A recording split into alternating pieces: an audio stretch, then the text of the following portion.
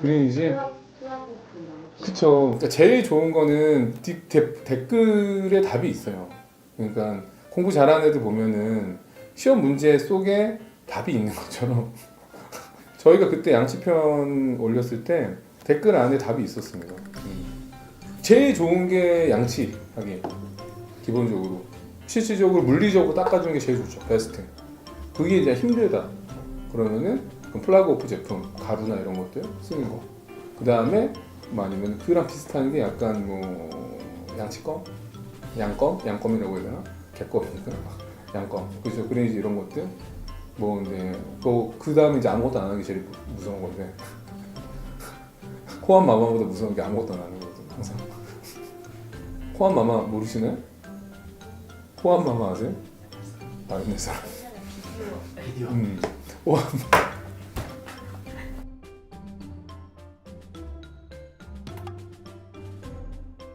많은 질문들 중에 그럼 보조 제품을 썼을 때 도움이 되나요? 라고 했을 때는 뭐 이런 것들이 있어요. 고양이 예를 들어서 껌 종류, 치석 예방용 있고요. 그 다음에 플라그 제거용 이런 것들이 있는데 이거는 저희가 뭐 치주 질환을 예방하거나 문제가 잇몸 질환 예방하기 위해서 인사돌만 먹으면 되나요? 라는 것과 똑같다고 생각하시면 될 것 같습니다.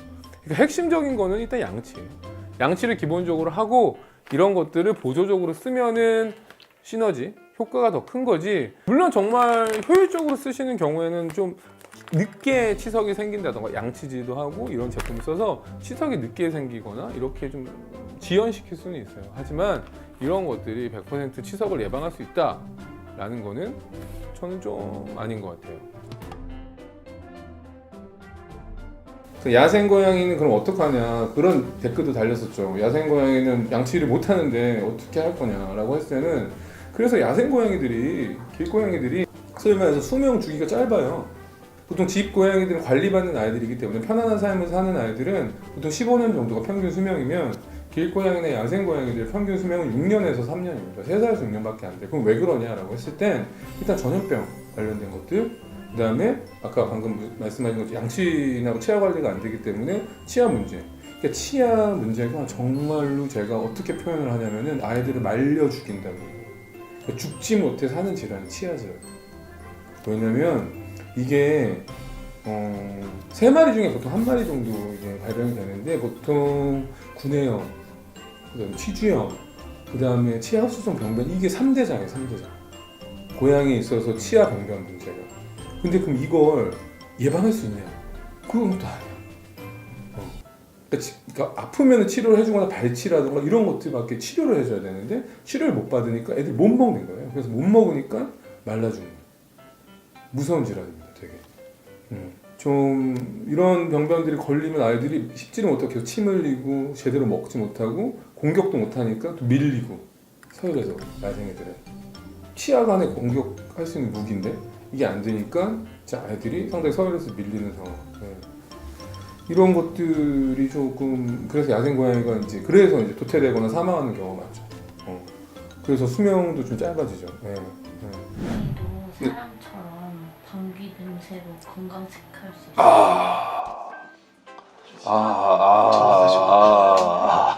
하고 있지만 입꼬리가 올라오고 있는 지금.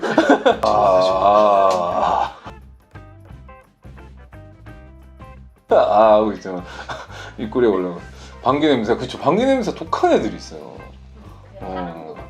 뭐지 그 편찮으신 분들 보면은 실제로 그런 경우 있잖아요. 입냄새 같은 것처럼. 그쵸. 고양이 구취. 그쵸. 이 얘기 할까요? 고양이 죽이려면 입냄새와 가스 냄새로 인해서 고양이 건강 상태를 확인할 수 있나요? 라고 지금 질문을 해주셨는데, 예. 그쵸. 좀 할 수 있죠.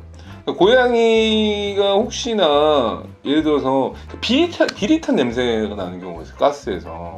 이런 경우에는 점막에 문제가 있는 경우가 좀 많죠. 점막이 탈락된다던가 대장에 있는 경우에는 대장에 문제가 있는 경우에는 되게 비릿한 가스 냄새가 날 수 있다. 그 다음에 이제 뭐 소화력이 떨어졌다 이런 경우에는 정말 이 죽일놈의 방구 냄새, 예. 정말 마치 싼 거 같은 냄새가 나는 거죠. 진짜로. 그런 경우도 있고 일반적으로는 약간은 그러니까 고양이 응가 냄새가 기본적으로 약간 고소한 냄새라고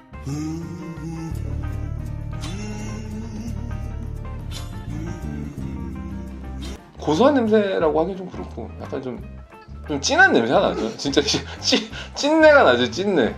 찐내. 그 정도면 된다. 찐내. 대신 이제 이게 비릿한 냄새가 난다던가. 근데 구취의 경우도 마찬가지예요. 어린 자묘에서 구취가 나는 경우가 있는데 그건 이제 이갈이 하는 과정에서 좀 나는 경우가 있어요. 아니면은 치은염이 심하거나 잇몸에 염증이 심하거나 이런 경우는 구취가 되게 심하고요. 그 다음에 간혹 이제 위장병이 있는 경우에도 구취가 상당히 올라오는 경우가 있죠.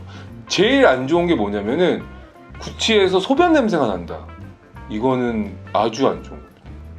그러니까 구취에서 소변 냄새가 나는 경우는 요독증이라고 해서 신장이 많이 망가진 애들이 요독증, 그러니까 요가 대사가 안 돼서 올라옵니다.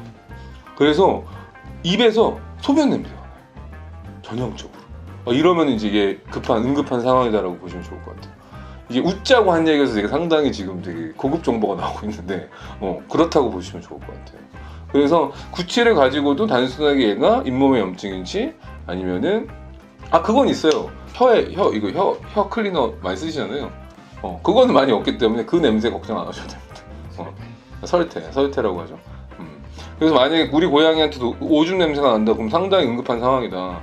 뭐 이거 급성 신부전이 왔던가 만성 신장 질환이 있는 경우에는 입에서 구취에서 소변 냄새가 나는 경우도 있다라고 알고 계시면 좋을 것 같아요. 안녕하세요. 양신TV 거대고양이 양우신 나항식 수의사입니다. 오늘 저희가 준비한 코너는 묘의보감인데 이게 많은 분들이 라이브 방송에서는 고양이 건강 관련된 질문을 많이 하시는데 저희가 이렇게 또 만들면은 많이 보지 않으시는 것 같아서 하지만 저희가 꿋꿋하게 고양이의 몸과 마음의 건강이 중요해서 일단 오늘 묘의보감 코너를 준비했습니다. 고양이에 있어서 정말 중요하다고 생각하는 치과 질환, 치주 질환 요 관련돼서 준비를 해봤어요. 아마 시리즈로 한번 이야기를 할 것 같고요. 오늘은 이 고양이 치과 질환 3대장 중에 정말 너무나 많은 고양이들이 고통받고 있고 앓고 있는 치과 질환 중에 고양이 치아 흡수성 병변에 대해서 한번 이야기를 해볼까 해요. 많은 분들이 고양이 칫솔질 하는 게 되게 어렵잖아요. 그래서 저희가 칫솔질 하는 영상을 꽤 오래되긴 했지만 그 영상은 여전히 많은 분들이 보시더라고요. 그만큼 고양이 치과에 대해서는 많은 분들이 관심을 갖고 있고 걱정도 많이 하시고 치아 질환, 치과 질환은 좀 강아지에 비해서도 조금 압도적으로 좀 많은 것 같기도 해요. 체감상. 특히나 이 대표적인 치아 흡수성 병변 질환은 고양이한테 있어서는 많은 분들이 놓치고 있는 질환이기도 하고 알게 되더라도 약간 좀 공격적인 치료를 조금 하는 질환이기 때문에 오늘 조금 이야기를 잘 들으시고 좀 도움이 되셨으면 좋겠습니다. 치아 흡수성 병변이 뭐냐라고 좀 궁금해하실 것 같아서 일단 심플하게 설명을 드리면 치아 자체가 흡수된다 이거예요. 엑스레이를 찍어야지만 확인할 수 있는 부분이긴 하지만 보면은 이게 좀 쥐가 파먹은 듯이 아니면 치아가 녹는 듯이 그런 양상을 좀 보이는 질환이라고 보시면 돼요. 말 그대로 치아 흡수성 병변이라고 하는 거는 치아가 흡수돼서 녹는 약간 그런 듯한 질환이라고 보시면 됩니다. 이게 증상이 있어야지 조금 알 수 있을 텐데 이 질환은 가장 무서운 건 뭐냐면 육안적으로 구분하기가 힘들어요. 내가 이빨 아무리 봐도 이게 치아 흡수성 병변인가? 아니면 문제가 있는 건가? 치주염이나 구내염 같은 경우는 눈에 보여요. 뭐 이빨이 잇몸에 많이 붙는다던가 아니면 입 안이 막 빨개진다던가 이런 것들이 육안적으로 보기가 쉬운데 이 치아 흡수성 병변은 이 육안적으로 구분이 되게 어렵다라는 게 이 질환의 제일 어려운 부분인 것 같아요. 왜냐하면 내부적으로 이게 진행이 되기 때문이에요. 대신 기본적으로 어떤 증상들이 조금 있냐면은 아이가 좀 밥을 좀 안 먹는다던가 밥 먹는 걸 좀 힘들어한다던가 구강 통증이 있다던가 아니면 침을 좀 많이 흘린다던가 입에서 구취가 좀 난다던가 근데 대부분은 통증하고 연관된 경우가 많아요. 저희 병원도 이제 검진을 하고 뭐 건강검진이나 치과 질환 했을 때 치료를 하면은 치료에 대한 고양이의 만족도는 되게 높은 편입니다. 왜냐면은 사람도 치통 있으면 힘들잖아요. 밥 먹는 거 차가운 물 마시기도 힘든데 고양이 입장도 똑같거든요. 그러니까 우리 고양이가 단순하게 입맛이 까다롭다 이게 아니라 이 치아 흡수성 병변이 있어서 잘 안 먹게 되고 그다음에 부드러운 음식만 뭐 찾게 된다던가 문제가 확인이 되고 치료를 받게 되면은 많이 드라마틱하게 식욕이 좋아졌다라는 피드백을 전 되게 많이 받고 있어요. 보통은 통증이 사라지면서 자연스럽게 식욕이 좋아지는 이런 질환이라고 보시면 될 것 같습니다. 치아흡성 병변이 왜 생기냐라고 한다면 원인은 너무 다양해요.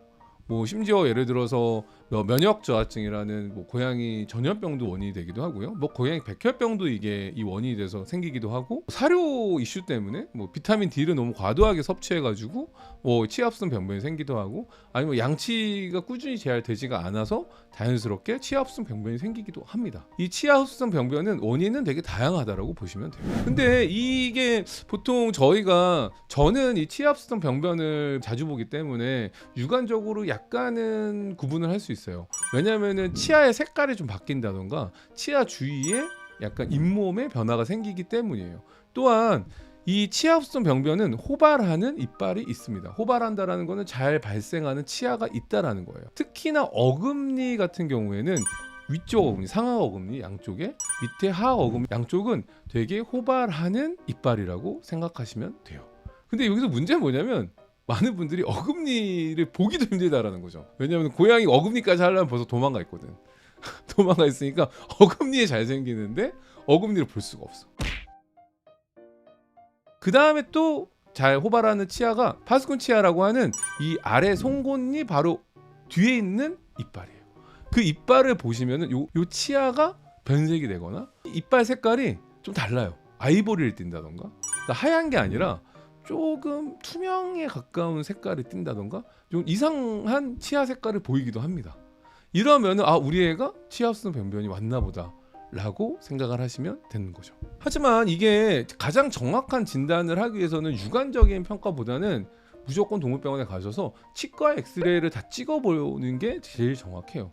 왜냐하면 육안적으로 봤을 때는 전혀 문제 없이 보이기도 하거든요. 이 치아흡성 병변은 이게 되게 이 질환의 특징인 거예요.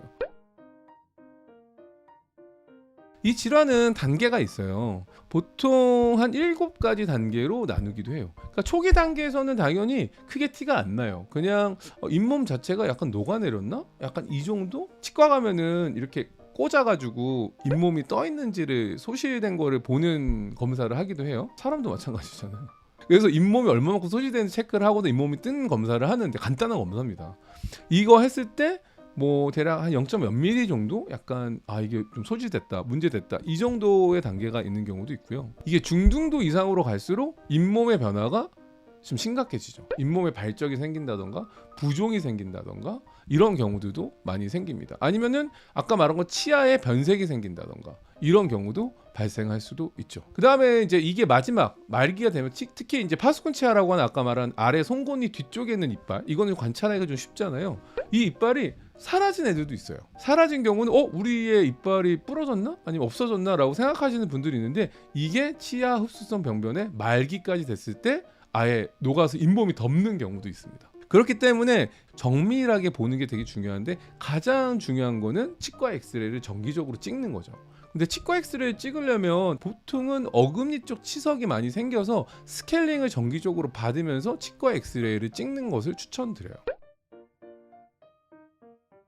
그러면 이 치아흡성 병변이 생긴 것 같은데 어떻게 해야 되냐라고 했을 땐 안타깝게도 치료 방법은 발치밖에 없습니다. 당연히 발치를 하기 전에 낮은 단계 스테이지 1부터 스테이지 7까지 있다라고 했을 때 이 무조건 스케일링 치석을 제거해 주는 건 기본이에요. 기본적으로 치석 제거를 하고 그 다음에 치과 엑스레이를 찍고 치과 엑스레이에 따라서 이 부분이 치아흡수성 병변 소견이 보인다, 녹는 소견이 보인다, 막 뚫려 있는 경우가 있으면 이거는 바로 외과적인 시술, 외과적인 수술이 들어가는 거죠. 그래서 발치를 진행하는 경우가 많아요. 그리고 정기적으로 이 치과 체크를 하면서 이게 점점 번지는 경우도 있기 때문에 번지는 치아에 대해서는 또 추가적인 발치를 차후에 하기도 합니다. 심한 애들 같은 경우는 저희가 3개월 간격으로 치과 엑스레이 찍으려고 재검을 하기도 하고요. 간혹 이제 이 치아 흡수성 병변에 발치를 안 하는 경우는 이제 정말 이게 너무 오래돼서 안쪽 어금니 말고요, 제가 말한 송곳니 뒤에 있는 파스콘 치아의 경우에는 흡수가 돼서 덮는 경우에는 굳이 발치까지 진행하지 않아요.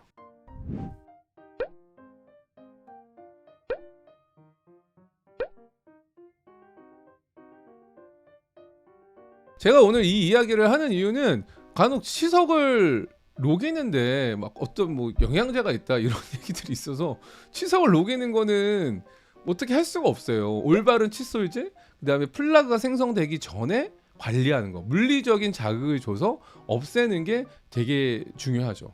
물론 그런 물리적인 자극을 직접적으로 주는 거 말고 뭐 껌이라던가 아니면은 보조제를 통해서 플라그를 예방하는 수준까지는 좋아요. 그런 제품들은 사용하는 거를 추천드립니다.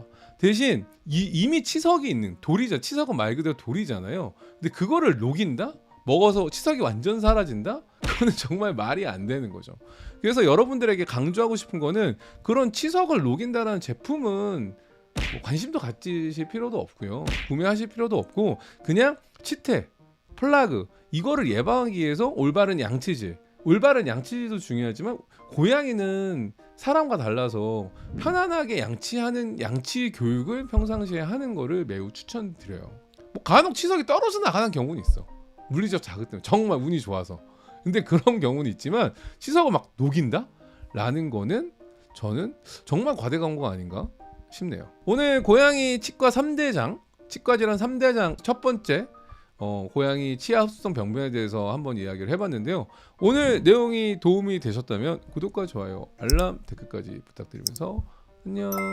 안녕하세요. 오늘은 묘의보감에서 좀 게스트를 모시고 한번 이야기를 해볼까 하는데 오늘 실전 팁까지 준비했으니까요. 끝까지 영상 시청해 주시면 감사할 것 같습니다. 오늘 저희가 모신 게스트는 그레이스 고양이 병원의 고양이 치과 센터장 님으로 계시는 고태훈 원장님 모시고 한번 이야기 해볼까 해요. 가장 중요한 거는 일단 칫솔질 선택일 것 같아요. 고양이 칫솔질은 어떤 거 선택해야 돼요? 제일 중요한 게 보호자님들께서 이제 고양이 입이 작다 보니까는 너무 헤드를 작은 거를 선호하시는데 헤드가 작다 보면은 조금 모가 억센 경우가 있어요. 그래서 가장 미세모, 사실 크기는 중요하지 않고요. 보호자님들께서 손등에 문질러 보셨을 때 가장 부드러운 미세모 쓰시면 좋습니다. 일단 크긴 중요하지 않다. 근데 입이 작잖아요. 네. 그리고 또 고양이는 어금니 칫솔질이 어려우니까. 그렇죠. 그래서 어금니 전용 칫솔이 있는데 그거에 대해서는 어떻게 생각해요? 근데 많이 업그레이드 된 게 예전에는 어금니 전용 칫솔이 되게 모가 억센 경우가 많았는데 최근에 나오는 것들은 부드럽게 잘 나오더라고요. 그래서 그런 것도 상관은 없습니다. 모만 얇으면 됩니다. 추천하는 제품이 있다? 그냥 대놓고 얘기해도 돼요. 추천하는 제품은 이제 사람 칫솔을 쓰는데 아니 뭐 뭔 소리야? PPL? 아니야 PPL 아니야. 그냥 우리 업그레이드야. 고양이 칫솔하기 업그레이드 버전을 오늘 찍는 거야. 짧고 굵게. 저는 큐라프록스 제품 사용합니다. 큐라프록스. 네. 큐라프록스 제품이 저도 사용하고 저희 고양이 사람용 칫솔인데 고양이용 반려동물용 나오잖아요. 네. 나오기 때문에 그 제품 무조건 추천한다. 네. 그 다음에 어금니용 칫솔은 써도 되고 안 써도 된다? 뭐만 부드러우면 된다. 네. 근데 왜냐면 이게 어금니용 칫솔은 그거잖아. 약간 이게 홈이 있기 때문에 홈을 닦아주려고 하는 거라서 특화된 건데. 그렇죠. 근데 저희는 다 실란트로 메워버리기 때문에 저희 병원은 다 메웁니다. 네, 그렇죠. 그거 보기 우리 싫어요. 나중에 이거를 우리 예방하기 위해서 요즘에 실란트라는 시술이 있어요. 이거는 이제 스케일링 하면서 실란트로 메꿔버리면 보호자님들이 번거롭게 안 닦아도 되니까 잇몸만 신경 쓰시면 돼요. 잇몸만 신경 쓰면 되는 거죠. 이제 칫솔은 그렇다 치고 네. 칫솔 우리가 선택했어. 가장 고민이. 그러면 칫솔질을 얼마나 자주 해야 되냐 이거 고민할 것 같아요. 하루에 한 번은 힘들더라도 하루에 한 번은 해주는 게 제일 좋고요. 그 베스트고. 네. 그러니까 바쁘잖아. 애들이 싫어하고. 그러면은 며칠에 한 번. 48시간. 48시간. 한 번은 해줘야 치태가 치석이 되는 걸 좀 막을 수 있다. 그러니까 치태가 치석이 된다라는 건 치태라는 건 플라그죠. 그렇죠. 플락을 닦는 거죠 저희는. 근데 이제 고양이는 플라그가 바로 치석화가 안 된다라고 제가 알고 있어서 바로라고 하는 것도 아까 말씀드린 48시간. 48시간. 사람하고 다른 거죠. 아니 뭐 사람하고 비슷하게 나와 있기는 한데요. 네. 제가 현실적으로 보면은 일주일에 한 2번 정도는 못해도 보호자님들이 해주시면은 그래도 관리가 되더라고요. 내가 아무리 바쁘고 야근 많고 뭐 프로젝트 많고 아무리 하더라도 일주일에 2번은 고양이 칫솔질 해줘라. 매일 하면 너무 좋고. 그럼요. 오케이. 하루에 2번 하시는 분도 있습니다. 그럼 치약을 써야 되냐 안 써도 되냐 이 얘기도 많이 물어보거든요. 일단 동물 치약의 컨셉 자체가 애기들이 칫솔질을 좀 원활하게 하기 위함과 그 다음에 세균수를 좀 억제하기 위해서 사용하기 때문에 사용을 하시는 게 그냥 맨 칫솔로 하는 것보다는 조금 더 좀 쉽게 이렇게 양치를 하실 수 있습니다. 근데 치약이 없어도 효과가 있다? 상관없습니다. 상관없어요? 왜냐면 충치가 없으니까 동물. 충치가 없다. 그러니까 충치가 없다는 거 꼭 기억하셔야 되는 거죠. 칫솔질도 선택했고 한 일주일에 2번씩 하든 뭐 하루에 한 번 하든 그럼에도 불구하고 사람도 이제 스케일링 받으러 간단 말이에요. 그렇죠. 치과에. 그럼 고양이는 스케일링은 얼마 자주 한 번 해야 돼요? 사람도 하루에 아까 말씀하신 것처럼 3번 양치를 하고 관리를 하는데도 불구하고 1년에 한 번은 받으러 오라고 국민건강보험에서 그렇게 해주죠. 근데 동물은 양치 일단 힘들고 하루에 한 번 못한다 하더라도 그래도 최소한 6개월에 한 번이나 1년에 한 번은 하는 게 바람직하다고 생각해요. 근데 이제 여기서 이제 궁금한 게 이제 보호자님들은 항상 그 얘기 한단 말이에요. 마취 괜찮냐? 6개월에 한 번 한다고 하면 15년 산다고 하면 30번이잖아요, 거의. 30번 마취하는 건데 그 괜찮나요? 일단은 마취라는 거에 대해서 너무 좀 두려움을 안 가지셨으면 좋겠는 게 그래도 많이 마취 약이나 마취 장비들도 많이 또 발전을 했기 때문에 마취에 대해서 너무 두려움을 가지셔서 치아를 몽땅 발치하는 일은 없었으면 좋겠어요. 제가 봤을 때는 전생에 주기라고 한다면은 마취 정말로 타이트하게 한다고 하더라도 6개월에 한 번씩 하면 마취가 뭐 한 2살부터 스케일링 한다고 하면 보통 12살, 13살까지 정도 받는 것 같아요. 14살, 15살까지는 보통은 뭐 치아가 다 빠지거나 발치하거나 그냥 통증 때문에 발치를 하기 위한 치료죠. 그렇죠. 그러다 보니까 이제 뭐 거의 한 10년 정도 앞뒤 2년이나 빼면 10년 정도 동안 가장 많이 하면은 20번을 하는 거네, 마취를. 많이 하면 20번, 그다음에 적게 하면 적당히 하면은 한 10번 정도가 10번에서 뭐 제가 봤을 때는 한 6번 정도 될 것 같은데 근데 걱정은 안 해도 된다. 네. 저희 병원은 마취하기 전에 검사를 자세하게 많이 하죠. 그래서 안전을 위해서. 네, 안전을 위해서. 그러니까 비싸다고 하는 거예요. 그렇긴 한데 그래서 다행히 사고가 없었나 봐요. 사고가 없었죠. 다행이라고 저는 생각합니다. 운이 좋은 것도 있고 두 번째로는 앞에 사전 검사를 철저하게 하기 때문에 네. 치아합성 변변 얘기하면서 네. 칫솔질 해도 치아합성 변변 예방 안 되는 거 아니야? 라고 얘기를 하는 경우도 있더라고요. 맞습니다. 일단은 텍스트 상으로는 그렇게 나와 있긴 한데 이게 치아합성 변변을 좀 조기에 발견하는 게 사실 애기한테는 메리트가 있는 거예요. 왜 그러냐면 이미 다 진행이 되거나 아니면 통증은 통증대로 앓다가 나중에 발견하면은 솔직히 발치를 하더라도 그간의 세월이 너무 아깝지 않나라는 생각이 들어서 양치를 하게 되면 아무래도 보호자님들이 일찍 발견할 수 있다. 네. 그래서 양치가 필요하다. 그래서 오늘은 컴팩트하게 칫솔질 하는 게 가장 핵심이고 바로 칫솔질 어떻게 하는 게 제일 좋은지 이제 치과 저희 담당 원장님과 함께 제대로 칫솔질 하는 거를 한번 예시로 아까 얘기했던 칫솔부터 뭐 치약 쓰는 거 관련된 팁들을 한번 보여주시면 좋을 것 같아요. 네. 고양이 치아 관리를 위해서 필요한 것들과 그 다음에 양치질을 하는 것들을 직접 저희 포뇨와 함께 보여드리도록 하겠습니다. 칫솔질을 하기 위해서 칫솔과 그 다음에 치약, 그 다음에 오라틴 겔. 집에서 처음에 이제 양치질을 하기 위해서는 먼저 고양이를 입이라든가 이렇게 구강 쪽에 자극을 조금 민감한 거를 줄여줘야 됩니다. 그러기 위해서 가장 많이 활용하는 것들이 추루예요. 추루. 추루를 이용해서 입 만지는 것부터 해볼게요. 추루를 일단 냄새 맡고 애기들이 이렇게 핥아 먹을 때 입 주변을 가볍게 터치하는 거. 그래서 입 쪽에서 애기가 살살살 핥아 먹을 때 입을 살살 만진다거나 추루 묻힌 손으로 입 안을 이렇게 들어가 본다거나 해서 아이들이 좀 좋은 기억을 가질 수 있도록 입을 건드렸을 때 그렇게 불편함이 없다는 거를 느끼게 해줘야겠죠. 네. 그렇지. 보호자님들께서는 이거를 한 달이 돼도 좋고 2달이 돼도 좋으니까는 이것부터 아이가 좀 편안해지고 나서 그 다음에 양치질을 하라고 말씀을 드립니다. 그래서 요 시간이 제일 중요할 것 같아요. 평상시에도 많이 해주시면 좋을 것 같습니다. 아이들이 조금 적응이 된 다음에는 그 다음에는 이제 손이 아닌 칫솔을 활용해서 해야겠죠. 아까 말씀드렸던 것처럼 칫솔은 소프트한 미세모를 활용을 하는데 피부에다가 이렇게 내가 문질렀을 때도 사실 아무런 느낌이 없을 정도로 굉장히 부드러운 칫솔을 사용해 주시는 게 좋습니다. 왜냐면은 제 피부가 이 친구 잇몸보다 더 두껍긴 하거든요. 분명히 이제 안 하다가 처음에 양치를 하면은 막 피도 묻고 그럴 거예요. 근데 피가 묻는 거는 잇몸에 가벼운 염증이라든가 문제가 있는 거기 때문에 피가 났다 그래서 멈추는 게 아니라 피가 나면은 하루 하고 다음날 하고 하면은 한 3, 4일 정도 하게 되면은 출혈 양도 줄어들고 피가 좀 멎을 거예요. 그 얘기는 잇몸에 붓기가 가라앉았다는 얘기가 되겠죠. 이제는 칫솔을 활용하게 됩니다. 자, 치약 대신 칫솔에다가 이렇게 추루를 묻혀서 아이가 칫솔에 대한 거부감을 줄일 수 있도록 이제 다른 아이들은 아마 추루를 주면 핥아 먹을 거예요. 근데 우리 포뇨는 추루를 별로 좋아하지 않기 때문에 네. 자, 네, 이렇게 살짝 맛보게끔 입안에도 칫솔이 들어가고 네. 그러니까 완벽한 지금 양치질을 하는 건 아니에요. 지금 적응을 시키기 위해서. 그 다음에 항상 이제 보호자님들께서 칫솔로 이제 치아, 입 안쪽을 이렇게 닦는 거를 중시하시는데 지금은 아직은 적응을 하고 연습하는 거기 때문에 입 주변 피부도 살짝살짝 터치해 주세요. 네.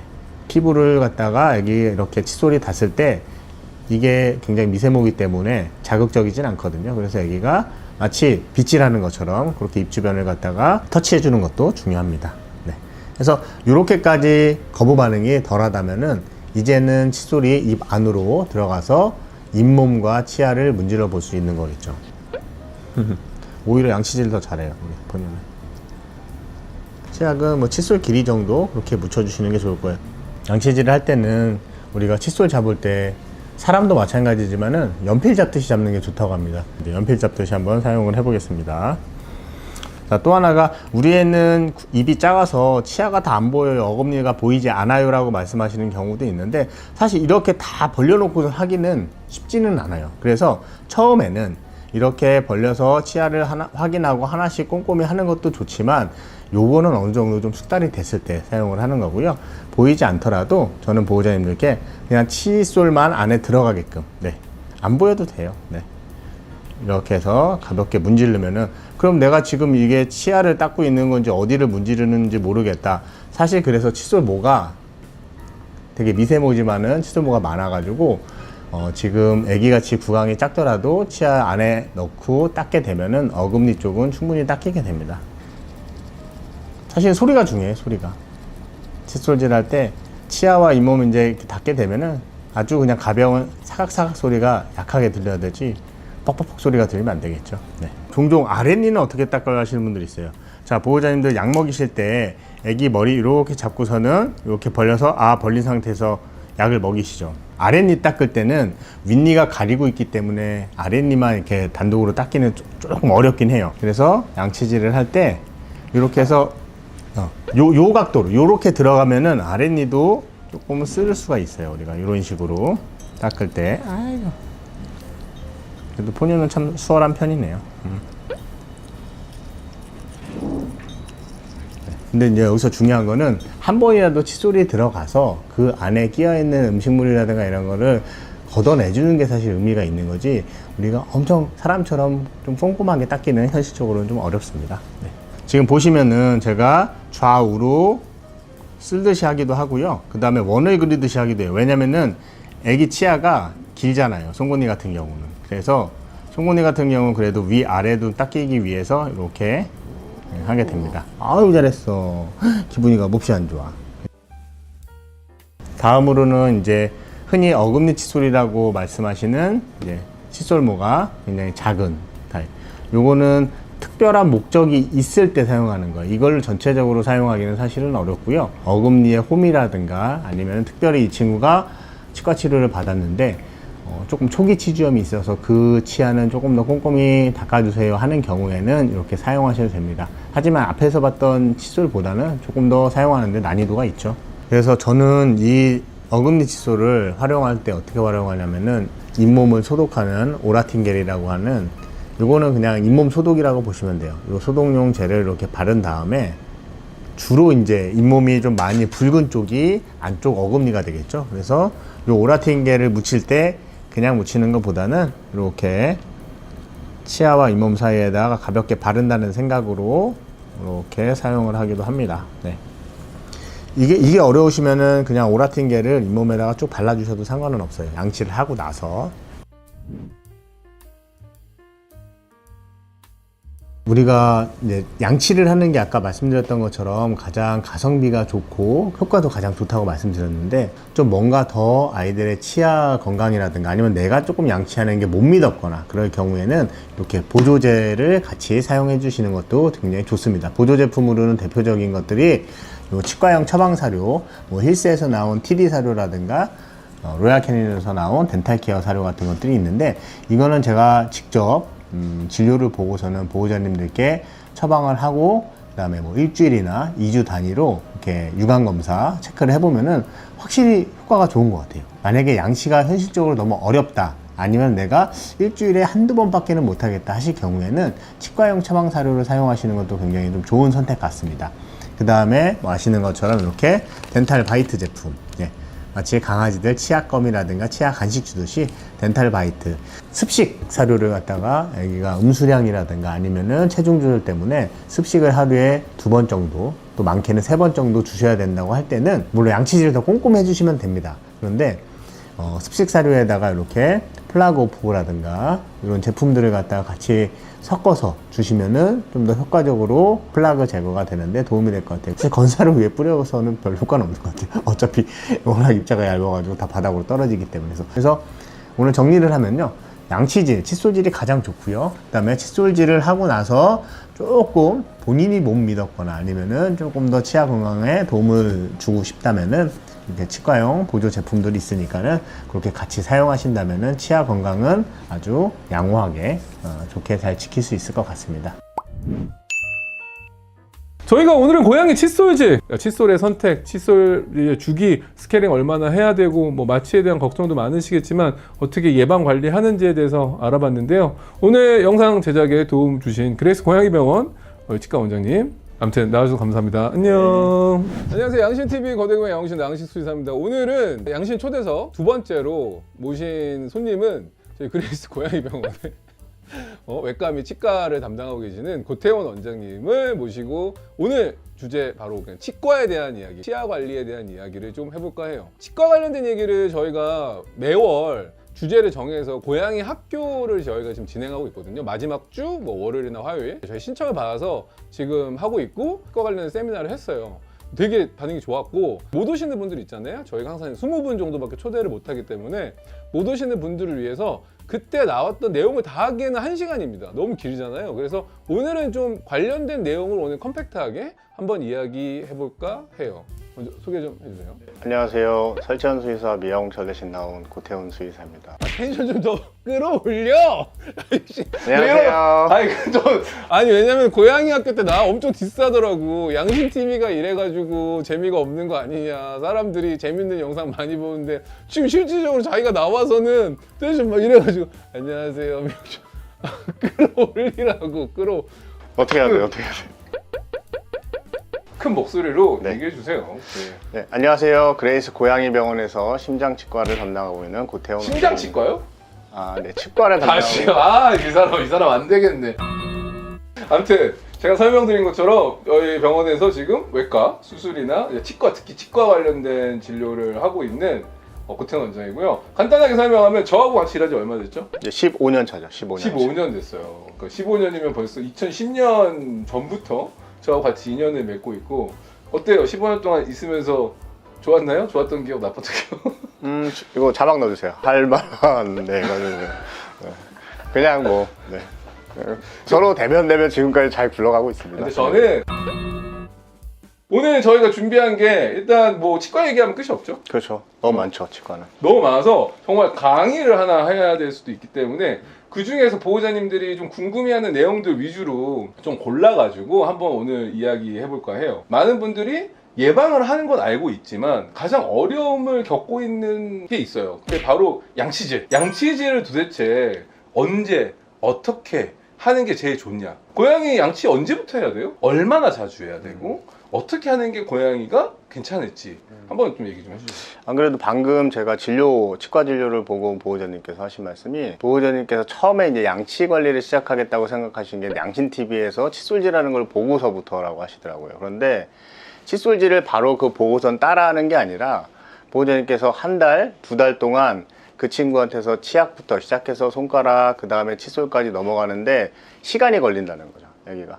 당연하죠. 왜냐면 고양이는 뭐 우리 어린아이들 양치 교육하는 것처럼 3가지가 있다고 그럽니다. 어린아이도. 첫 번째는 힘으로 제압하지 않고, 두 번째는 부모님이 피곤하거나 바쁜 날 건너뛰는 거, 그 다음에 세 번째가 울고불고 뗐을 때, 그때 만약에 양치를 안 하게 되면은 이제 그런 것들이 자꾸 반복되겠죠. 고양이도 마찬가지입니다. 그래서 보호자님들께서도 시간을 사실은 굉장히 가지고, 그 다음에 하나씩 전략적으로 접근하시는 게 굉장히 중요해요. 그래서 보통 우리 양치 3단계를 얘기를 하는데, 첫 번째는 이제 치약을 활용하시는 거예요. 동물 치약은 이제 치킨 맛이라든가 이제 애기들이 먹어도 괜찮은 걸로 해서 나와 있기 때문에 이 치약을 마치 추루처럼 이용하셔가지고 특히 손가락에 묻혀서 처음에 시도하시는 게 좋습니다. 치약의 맛을 들이고 손이 내 입에 닿았을 때도 거부감을 느끼지 않게끔 타일 감작이라고 그러죠. 그래서 그렇게 얼굴 쪽을 많이 스킨십을 해주시고 그 단계가 좀 지나면은 그때 이제 칫솔이 등장하게 되겠죠. 다만 칫솔을 선택하실 때 너무 이제 억세거나 자극이 되는 칫솔은 좀 피하시는 게 좋습니다. 왜 그러냐면은 고양이 잇몸이 굉장히 얇아요. 동물 강아지용 같이 쓰는 그런 칫솔인 경우에는 조금 고양이에게는 좀 아프거나 안 좋은 자극으로 그렇게 전달될 수가 있습니다. 그래서 칫솔에다가 다시 추루라든가 치약을 묻혀서 손가락 대신 살살살 자극을 주는 거, 이게 한 달이 걸려도 좋고요, 3개월이 걸려도 좋고 6개월이 걸려도 좋으니까 이 과정을 하고 나셔야지만 그 다음에 10년, 15년이 편해집니다. 이 과정을 생략하고 그냥 바로 브러쉬를 하시는 경우에는 당연히 도망가죠, 애기들이. 이렇게 좀 전략적으로 시간을 들이시고, 우리가 말을 서로 커뮤니케이션이 안 되다 보니까 이런 비언어적인 행동을 통해 가지고 좀 익숙해지는 과정이 필요하다고 생각합니다. 네. 그럼 정리하면은 뭐 일단은 시간은 몇 달이 걸려도 상관없으니. 아, 그럼요. 예. 애가 스트레스 안 받게 하는 게 중요하다. 그렇죠. 왜냐면 이제 매일 해야 될 양치질이기 때문에 이게 보호자님도 사실은 본인이 스트레스를 받고 본인이 하기가 싫으면은 고양이뿐만 아니라 본인이 먼저 포기하시게 돼요. 근데 고양이 그래서 억지로 할 필요가 없다. 힘으로 제압. 아, 그럼요. 힘으로 제압하면 안 되죠. 자기가 피곤하다고도 넘어가면 또 안 되고. 그렇죠. 그 다음에 아이가 막 하기 싫다고 도망가거나 이러면 또 패스 이러면 안 된다. 그렇죠. 그렇죠. 규칙적으로 항상. 규칙적으로 네. 해야 된다. 네. 그러면 여기서 빠진 게 그럼 언제부터 해야 돼요? 양치 교육은? 그게 또 중요한 시점인데, 아까 전에 제가 양치를 시작할 때 칫솔부터 들이대지 말라고 말씀드렸잖아요. 그 얘기는 뭐냐면은 이제 애기들이 어렸을 때 이제 유치가리를 한단 말이에요. 그러니까 유치가리가 영구치가 다 나는 시점이 7개월이에요. 그러니까 그 당시까지는, 제가 볼 때는 최소 10개월까지는 아까 말씀드린 것처럼 칫솔을 입에 넣는 행동이 아니라 뭐 치약과 친해지기, 그 다음에 손가락, 그 다음에 칫솔을 놀이기구처럼 활용하는 게 중요할 것 같습니다. 그래서 그때까지는 이제 자극에 대한 애기 반응을 좀 줄여주는 거, 그런 것만 해주시고, 본격적으로는 이제 10개월이 되면은 영구치가 완전히 다 자리 잡기 때문에 이제 그때부터 해주시면 좋을 것 같아요. 보통 평균적으로 몇 달 걸려요? 그러면? 평균적으로는? 물론 이제 아이와 또 보호자님의 노력에 따라 다르긴 하는데, 저희가 보호자님을 이야기를 말씀을 들어보면은 보통 한 달 정도는 걸린다고 하십니다. 한 달? 예, 아무리 적응 잘하는 친구라도 한 달 정도의 시행착오와 이런 전략적인 과정들이 필요하다고 합니다. 그러면 이제 사람들이 고민하는 게 도대체 어떤 칫솔 써야 되고 어떤 치약 쓰는 게 좋을지에 대한 것도 궁금해하는 거예요. 왜냐면은 그렇죠. 보통 치약 추천도 많이 해달라고 하고 칫솔 못 쓰는 게 좋아요라는 얘기도 하잖아요. 그러니까 치약은 제가 볼 때 가장 선택에 중요한 게 맛있는 치약을 선택을 해야 돼요. 뭐 치약이 치킨맛 맛있어요. 나는 거? 아, 그럼요. 치킨맛 나는 거라든가. 이제 다만 이제 사람들이 이제 치약을 선택할 때 있어가지고 그런 연마 작용이라든가 아니면은 우리 충치를 예방하기 위한 불소, 이런 거는 이제 사람에게 해당되는 거죠. 왜냐면 고양이는 충치가 없기 때문에. 그죠? 맞아, 그 질문도 많이 해요. 네. 왜냐면 고양이가 충치 있어요라고 보면 까매지는 거 있잖아요. 네네네. 어금니 까매져서 오는 애들. 예. 또 그거는 보통 이제 치석이라든가 아니면 치석하고 치아가 이제 맞물리거나 마모가 됐을 때 그렇게 색이 변화, 금속 색깔로 좀 색이 변하는 거죠. 충치는 없는 거예요? 아예? 충치는 없습니다. 충치라는 걸 단어를 쓰면 안 된다? 그렇죠. 네. 충치는 썩는 거죠, 우리가 썩는 거죠. 그래서 충치균에 의해서 치아가 이제 파괴가 되는 거죠. 의외로 모르시는 분들 많을걸요? 고양이 충치 아니에요? 이렇게 오시는 분들이 많아서. 맞습니다. 그렇게 오시는 경우가 많아요. 근데 치약 관련돼서는 그럼 사람 치약은 절대 쓰면 안 되는 거죠? 그렇죠. 불소 때문에. 불소? 네. 불소가 어떤 것 때문에 그래요? 불소는 이제 충치균인데, 그 예전에 보시면은 우리 수돗물에 이제 치아 건강을 위해서 불소 이제 함유라든가 불소가 많이 논란이 된 적이 있었었는데, 이제 그 사람 기준이고, 또 사람은 어쨌든 헹궈서 뱉어내지만 동물은 그대로 먹기 때문에 불소가 물론 동물용에는 들어있지는 않지만 사람 거는 당연히 쓰면 안 되겠죠. 그리고 또 화한 성분이 과연 고양이들이 좋아하지는 않을 것 같습니다. 우리가 선택하는 데 있어서 굉장히 시중에 많은 제품들이 나와 있는데, 저희가 어쨌든 좀 공신력을 가지고 좀 추천을 드릴 수 있을 만한 것 중에 이제 미국 수의치과, 아직 국내에도 이런 것들이 활성화가 되고 위원회가 생기면 좋겠지만 아직은 국내에는 없어서 미국 수의치과학회에서 동물을 위해서 구강 건강을 위한 위원회가 있습니다. 그래서 거기서 인증을 해준 그런 제품들이 그 홈페이지 들어가시면 매년 이렇게 업데이트가 되는데, 그 제품들을 한번 좀 살펴보셔서 국내에 나와 있는 그런 제품들을 사용하시면 도움이 될 것 같습니다. 그러니까 지금 여기가 수의구강건강위원회라는 게 네, 있기 때문에 VOHC, 예, 그쪽에서 VOHC? 가 있어서 거기서 추천하는 치약을 셀렉하는 것도 하나의 팁이다. 아무래도 예, 공신력이 있겠죠. 그런 데서 음. 선택하는 것이. 그러면 일반적인 치약 성분은 믿을만 한가? 이거 막 먹어도 돼요? 막 이런 분들도 많고. 그래서 아무래도 요새 보니까는 이제 홍보 차원에서 많이 나오는 것들이 이제 그런 먹어도 체내 뭐 무해하다거나 아니면은 천연 제품, 뭐 효소 제품 이런 거를 좀 많이 그렇게 출시를 하고 있는 것 같습니다. 그냥 고태원 원장님이 추천하는 치약하고 칫솔 하나씩만 픽해 주시죠.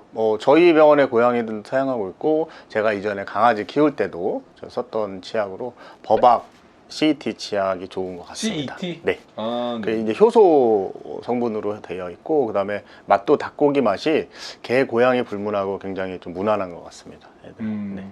칫솔은요? 칫솔도 하나 추천해주세요. 칫솔은 칫솔은 보통 굉장히, 어금니 칫솔 있고 막 있잖아요. 네, 굉장히 중요합니다. 칫솔이 굉장히 사실은 이제 중요한 게 왜 그러냐면은 칫솔은 목적이 있습니다.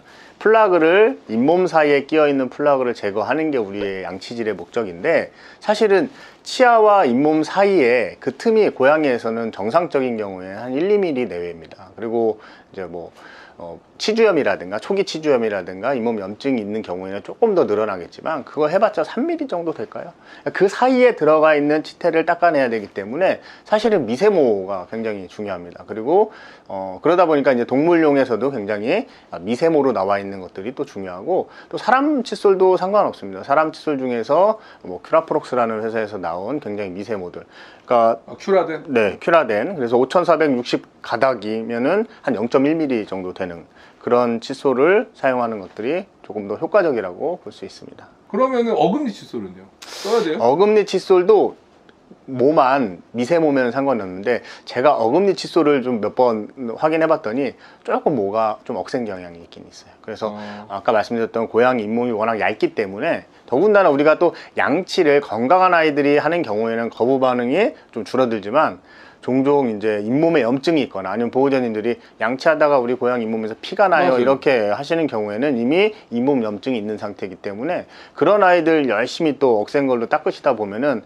피가 나서 보호자님께서 멈추시는 경우가 있고 또 하나가 아이들이 워낙 싫어하니까 그 다음에 양치를 그 다음에 진행을 못 하시는 경우가 많습니다. 그런 아이들은 이제 잇몸 염증이 심하지 않는데 양치를 하시는 경우에는 미세모 같은 걸로 이용해 가지고 피가 나더라도 3, 4일 꾸준히 하시면은 확실히 출혈이 줄어드는 경우가 있습니다. 그 양치질 익숙해졌어. 치약도 결정했어. 칫솔도 방금 얘기한 것처럼 미세모를 써야 되고 그다음 잇몸하고 치아 경계 부위를 열심히 잘 닦아주는 게 네. 중요한데 그럼 얼마나 자주 닦아줘야 돼요? 매일이죠, 당연히. 매일이에요? 예, 매일입니다. 왜 그러냐면은 이제 치태라고 제가 아까 전에 저희가 양치질은 치태를 닦는 거지 치석을 닦는 게 아닙니다. 왜냐면 치석은 아시는 것처럼 초음파 스케일러를 이용해서 스케일링을 해야지만 떨어지기 때문에 이 치태가 치석이 되는데 48시간이 걸린다고 합니다. 어떻게 보면은 우리가 못해도 이틀에 한 번. 그러니까 사실은 아까 전에 제가 양치를 전략적으로 하기 위해서 적응하는 데 있어서 하루에 한 번 꾸준하게 하는 게 중요하기 때문에 사실 이틀에 한 번 하다 보면은 보호자님도 어제 했나? 오늘 해야 되나? 이게 까먹는 경우도 있어요. 건너뛰는 경우가 있다 보니까 그냥 매일 하시는 게 제일 좋습니다. 그러면 내가 진짜 못해도 이틀에 48시간 예. 한 번이고 가능하다면 하루에 한 번. 그렇죠. 가끔 이제 일주일에 한 번 하시는 경우가 있는데 일주일에 한 번은 이제 본인 위안용이죠. 이제 보호자님께서 양치를 해야 되는데 뭔가는 해야 되는데 내가 좀 귀찮기도 하고 그 다음에 좀 힘드니까는 일주일에 한 번씩 하시는데 네. 물론 아예 안 하는 것보단 낫겠지만은 이제 그렇게 하는 경우에 종종 많이 생기는 문제가 양치할 때마다 피가 나요. 이제 그렇게 되는 경우. 그럼 피가 난다라는 거는 치과 치료를 받아야 되는 상황인 거예요? 그렇죠. 왜냐면 잇몸 염증이 있는 거기 때문에 여러분들께서 아시고 계시는 스케일링이라고 하는 것 자체가 잇몸 치료입니다. 잇몸 치료 과정 중에서 당연히 더러운 거를 닦아내고서는 그 다음에 잇몸 염증을 줄이기 위한 다음 치료들이 들어가는 거죠. 방금 스케일링 얘기 나와서 이어서 얘기를 하겠지만 그러면 피가 나면 무조건 스케일링을 받아야 된다. 아니면은 보통 보호자님들이 스케일링이라는 치과 치료 네. 결정하는 대표적인 거는 이렇게 보이기 때문이거든요. 그러니까 보이니까 지저분한데? 아니면 이제 구취가 난다던가 네. 입냄새가 심하게 난다던가. 근데 또 이제 웃긴 거는 치석이 없는데 입냄새가 심해. 그럼에도 그럼 스케일링 해야 되나요? 아주 중요한 말씀인데 네. 이 치석이 눈에 보이지 않지만 구취가 난다거나 잇몸이 계속 빨갛다는 얘기는 아까 제가 말씀드렸던 이 플라그들이 잇몸 사이에 끼어 있다 보면은 아까 제가 1, 2mm 정도라고 말씀드렸는데 그 2, 3mm가 되는 아무래도 조금 더 진행을 했을 수 있겠죠. 그 안에 계속 치태들이 갇혀 있는 거예요. 올바른 양치질을 했으면 상관이 없는데 양치질이 제대로 되지 않거나 잇몸 사이를 닦아내지 않으면은 겉은 깨끗해 보여도 그 안쪽으로 계속해서 염증이 치태가 있기 때문에 당연히 거기서 세균의 독소가 나오겠죠. 그러면 계속 잇몸은 붉어 있는 상태겠죠. 그럴 경우에는 당연히 병원을 찾으셔가지고 일단 육안적으로 한번 보고 잇몸 안에 있는 그런 치태라든가 이런 것들 이상 있는 거를 제거하는 그런 스케일링 과정이 필요합니다. 이해 갔어요. 왜냐면 지금 얘기가 잇몸하고 치아 경계 부위에 치태가 껴도 치은염이 생기고 그렇죠. 그래서 구치, 입냄새가 나기 때문에 꼭 보이는 치석이 없다고 하더라도 치과 치료가 필요하다는 얘기네요. 그럼요. 의외로 또 이제 잇몸이라든가 또 구강의 이제 면역 기능, 잇몸 자체가 또 건강하거나 면역 기능이 좋은 친구들은 치석이 좀 단단하게 있더라도 생각보다 또 이렇게 잇몸이 많이 빨갛지 않거나 이런 좀 개체 차가 있을 수는 있습니다. 하지만 이제 말씀드렸던 것처럼 그 플라그라고 하는 게 제가 보호자님들한테 이렇게 표현하거든요. 세균이 자라게끔 만들어주는 떡밥이라고 말씀드려요. 그러니까 생각해 보세요. 그 잇몸 밑에 공간 안에 떡밥이 그대로 다 들어있어요. 그러면 거기서 이제 세균이 발생하면서 차라리 잇몸이 먼저 빨개진다는 건 경고를 주는 거죠. 그 다음 단계는 잇몸뿐만 아니라 이제 우리가 치아를 붙잡고 있는 치조골이라든가 주변 조직들을 갖다가 계속 파괴를 하게 되겠죠. 그래가지고 잇몸띠가 얇은 친구가 있고요. 빨갛게. 그 다음에 그게 되게 넓은 밴드처럼 나타나는 친구가 있어요. 그래서 넓게 밴드처럼 나타나는 친구들은 아무래도 치조골까지 소실이 있다. 그렇게 보는 경우가 있습니다. 네. 어린애들인데 하다 보면 유난히 잇몸이 이제 빨갛거나 예. 어린데 입냄새 나는 경우는 치아도 들여다봐야 돼요. 다만 여기서 사람하고 다른 거는 이제 전신 마취를 해서 꼼꼼히 봐야 되는 거. 그리고 또 궁금한 게 뭐가 있냐면은 어린애들인데 접종하러 와서 치과 검진, 그러니까 저희가 신체 검사 하잖아요. 하다 보면 유난히 잇몸이 이제 빨갛거나 예. 그리고 또 하나는 어린데 입냄새 난다고. 네네. 그거는 뭐 어떤 거? 어린데 입냄새 나는 경우는 유치 가리 시기, 그러니까 유치가 영구치로 바뀌는, 그러니까 영구치가 완전히 맹출하는 7개월 전에는 생리적으로 정상적으로 입냄새가 날 수 있어요. 그 입냄새의 원인은 약간 피비린내 같은 것도 날 수가 있습니다. 왜냐면은 유치가 빠지고 잇몸이 좀 취약해진 상태에서 영구치가 올라오기 때문에 이제 그런 과정에서는 정상적으로 입냄새가 발생할 수가 있는데 이제 정말 이제 그런 구치 문제는 조금 더 뒤에 봐야겠죠. 그리고 어렸을 때 이제 잇몸이 유달리 빨갛거나 이런 경우에 치석이라든가 큰 문제는 없어 보이지만 잇몸만 굉장히 얇은 빨간띠처럼 이렇게 보이는 경우에는 두 가지 가능성이 있습니다. 하나는 유년기 치은염이라 그래서 2살 이전에 이제 잇몸 염증이 굉장히 좀 심하게 폭발적으로 이제 나타나는 경우가 있고요. 스케일링 받아야 돼요? 일단은 첫 번째로는 스케일링이에요. 스케일링하고 잇몸 치료를 하고 나서 이제 요 유년기 치은염 특징은 이제 2살 이후에 상당히 건강해집니다. 좋아집니다. 또 하나는 이제 잇몸 면역과 구강 안에 이제 면역 기능과 관련해 가지고 잇몸이 그런 세균이라든가 치태 속에 있는 세균의 과민 반응을 일으키거나 아니면 오버리액션을 해가지고 이제 그런 염증이 자가 면역성처럼 염증이 좀 계속 진행되는 경우도 있습니다. 그래서 제가 궁금한 게 항상 그런 거예요. 그러니까 스케일링 도대체 언제 해야 돼요? 그러니까 사람들은 치석이 보여야지 한다는 거죠. 근데 지금 얘기를 하는 거 들어보면 치은염이 있어도 그거는 이제 스케일링을 해야 된다. 건강보험에서 사람도 1년에 한 번씩 스케일링을 이제 국가에서 지원을 해주는데 그 얘기는 뭐냐면은 최소한 우리는 아무래도 고양이보다는 양치를 더 꼼꼼히 하고 자주 하지 않습니까? 그런데도 1년에 한 번씩 스케일링을 하라는 얘기는 최소한 스케일링을 하면서 구강 상태도 좀 보고 좀 육안적으로도 그렇지만은 검사를 좀 받아서 정기 검진이죠. 그래서 우리가 뭐 혈액 검사, 그다음에 뭐 엑스레이, 초음파 같은 그런 건강 검진뿐만 아니라 치아도 들여다봐야 돼요. 다만 여기서 고양이 치아는 좀 다른 것이 사람하고 다른 거는 이제 전신 마취를 해서 꼼꼼히 봐야 되는 거. 그래서 저희들이 이제 완전한 구강에 대한 정확한 평가, 진단이 나오고 그다음에 치료를 하기 위해서는 첫 번째로는 전신 마취가 필요하고요. 두 번째로는 치과 엑스레이라든가 아니면 뭐 덴탈 CT 같은 영상 검사가 필요합니다. 이 두 가지가 사실 제대로 되어 있지 않으면은 종합적인 그런 치과 진료라고 할 수 없습니다. 보호자님들께서 양치를 해주시는 경우에는 사실 그 시기를 갖다가 뭐 최소 1년에 한 번 아니면은 뭐 더 잘해주시는 경우에는 뭐 진짜 2, 3년에 한 번씩 그렇게 하는 경우도 있습니다. 다만 전제 조건이 양치를 제대로 못하는 경우에는 제가 봤을 때는 최소 6개월에 한 번은 좀 병원에서 들여다보고 그때 만약에 그런 문제들 잇몸에 염증이라든가 초기 치주염이라든가 이런 문제들이 있다고 판단이 되면은 그때 맞춰서 하는 게 제일 바람직하고요. 저희 병원에서는 이제 건강검진을 이제 보통 1년에 한 번 할 때 꼭 치과검진하고 같이 묶어서 그렇게 이제 보호자님들께 많이 알려드렸고, 지금 저희 병원에 제일 많이 하는 게 건강검진하고 치과검진 같이 해서 치과 치료까지 가는 그런 과정을 많이 하고 있습니다. 그러면 1년에 한 번? 최소 1년에 한 번. 네. 그럼 언제 스케일링을 처음 받아야 돼요? 한 살 정도 됐을 때, 아까 말씀드렸던 영구치가 이제 다 자라고 한 살 정도 됐을 때 병원에서 이제 눈으로라도 일단 신체 검사로라도 들여다 봐야 되는 거고, 이제 그때 상태를 봐서 아까 말씀드렸던 뭐 유년기 치은염이라든가 아니면은 치석은 별로 없어 보이는데 잇몸이 계속 빨갛다거나 이런 문제가 있으면은 그때는 정말로 전신 마취하고 구강 전체적으로 검사하고 그다음에 스케일링을 해주는 게 가장 좋습니다. 그래서 저는 한 살이 사실 굉장히 중요한 시점이라고 말씀드려요. 신체 검사하다가 치석은 있는데 잇몸은 안 부어 있어. 치태가 있거나 치태가 막 까맣게 낀 애들 있잖아요. 네네. 근데 잇몸은 깨끗해. 네. 그런 것도 스캐닝 해야 돼. 그러니까 신체 검사를 할 때도 유심히 보면은 그런 아이들이 있어요. 치석은 눈에 보여요. 치석은 눈에 보이는데 자세히 보면은 잇몸하고 그 치석하고의 간격이, 양치질을 해주시는 분들은 치석이 낀다 하더라도 그 사이 간격이 비어 있어요. 네. 그래서 양치를 사실 제대로 하는 그렇죠. 거죠. 양치를 제대로 하시는 분들은 제가 아까 말씀드렸던 것처럼 이 치아에 아무리 잇몸 있는 부분 말고 치석이 덕지덕지 붙어 있다 하더라도 잇몸 라인 쪽에만 사실 치석이라든가 치태가 없다면은 그거는 사실 그냥 육안상으로 그냥 지저분할 뿐이지 치아 건강, 잇몸 건강에는 그렇게 크게 영향을 미치지 않는 거죠. 이 가는 거 얘기하는 것 같아요. 네네. 고양이 이갈이. 동물에서는 보니까 크게 세 가지로 정리할 수 있을 것 같아요. 첫 번째는 정말 치아 문제입니다. 그러니까 뭐 흡수성 병변이라든가 치아 통증이 있어가지고 특히 이런 친구들은 뭔가 치아에 자극이 되는 사료를 씹는다거나 뭔가를 먹을 때 그때 이제 이갈이를 하는 경우들이 좀 많은 편 같고요.